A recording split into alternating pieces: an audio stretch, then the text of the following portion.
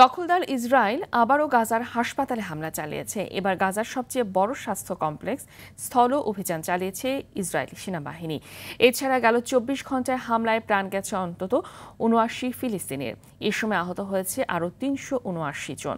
মানবিক সহায়তা সংগ্রহ করতে গিয়ে গত ২৪ ঘন্টায় ইসরায়েলি সেনাদের গুলিতে ৬ জন নিহত ও ৬৬ জন আহত হয়েছে। শুধু সাহায্য নিতে গিয়ে এ পর্যন্ত ২,৫৬৬ জন নিহত এবং ১৮,৭৬৯ জন আহত হয়েছে, যা আন্তর্জাতিক মহলকে গভীরভাবে উদ্বিগ্ন করেছে। এদিকে গাজা যুদ্ধ বন্ধে ট্রাম্প প্রশাসন ২১ দফা প্রস্তাব সামনে এসেছে। এই প্রস্তাবে সব ধরনের সামরিক অভিযান তাৎক্ষণিকভাবে বন্ধের মাধ্যমে যুদ্ধবিরতি কার্যকর হবে। যুদ্ধবিরতি কার্যকরের ৪৮ ঘন্টার মধ্যে জীবিত ২০ ইসরায়েলি জিম্মিকে মুক্তি দেওয়া হবে বলে প্রস্তাবনায় বলা হয়।